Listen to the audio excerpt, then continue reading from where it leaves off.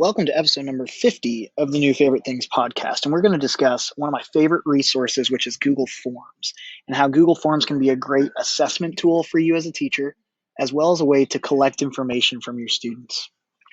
Inside of my G Suite 101 folder, I'm going to go ahead and create a new Google Form. And when I do this, it's going to adopt the shared permissions of the folder.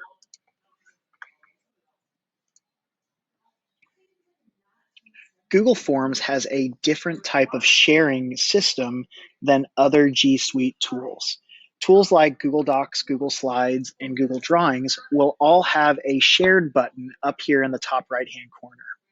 Google Forms is a little bit different. Let's set up our Google Form first.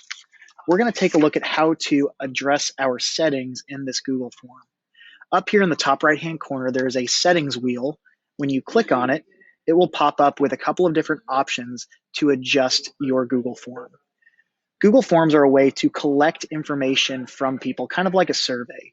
So when you're doing this, you can automatically collect emails, send that email or that survey responder an email receipt.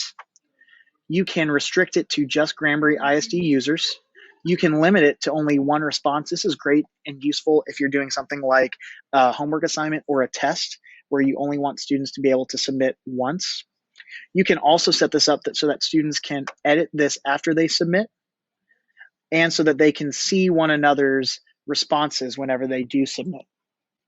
I'm going to go ahead and check that I'm limiting to one response, restricting to Granbury ISD users, and I'm going to go all the way over here to the right-hand side where it says quizzes. I do want to turn this assignment into a quiz, and I want my students to be able to get their grade immediately.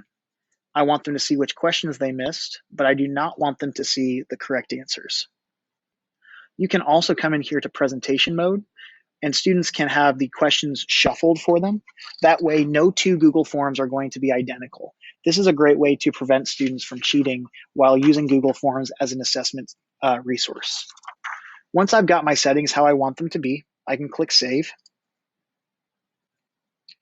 And now I'm going to actually build my Google Form. My first question, I highly recommend all staff put the first question as being name. This is going to ensure that you know which response is going to be tied to which student. Anytime you want to add another question, you can come over here to the right-hand side and click on this plus button. And that's going to add a new question to your Google Form. And here's my first question.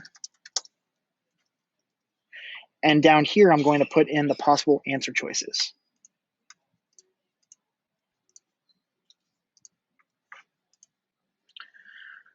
When I look at the bottom left-hand side, or excuse me, the top right-hand side, there's a way that I can change this into multiple different types of questions. I can have a multiple choice question. I can have a checkbox question in case there were things like 2 correct answers on here. I can do a Dropbox question, which is really just a multiple choice question. I can go in and I can do multiple choice grid, which would be something like a matching activity. And I can do short answer and paragraph free response questions. For multiple choice, checkbox, drop down, linear scale, multiple choice grid, and checkbox, all of these are going to have the ability to self-grade for the teacher. To do that, you come down here to the answer key, and you're going to specify which of these questions is correct. Obviously, 2 plus 2 is 4, and I can click done. Now it's going to say which question or which answer choice is correct on my side of the Google Form. If I want these answer choices to scramble every time a student takes this, I can click on my slender snowman, and then I can say shuffle the option order. Let's take a look at what this is going to look like for the student. When I click on this eyeball, the preview button, I can see what a student would see while taking this test. The first question was 2 plus 2. I'm going to mark as the correct answer, and I'll put my name and click submit. The student now has the ability to see the score that they got, and I can see that I got 2 plus 2 correct. Now, because this was a free response question, it is automatically marked incorrect. If I want to give credit for that question, I would have to go in and manually give credit for that question. Let's take a look at how to do that. On your Google Forms teacher side, you'll come in and see now that you have one response to that Google form. When you click on the box, you'll have a couple of different options to see. I can see the scores and all of the answer choices. This is a great feature to try to get assessment data from your students, whether or not they do or do not understand a specific question. You'll be able to see the breakdown of how many students chose each of the correct and incorrect answers.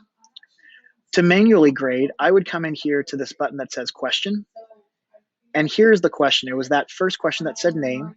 And I can come in and mark if that is the correct answer or the incorrect answer.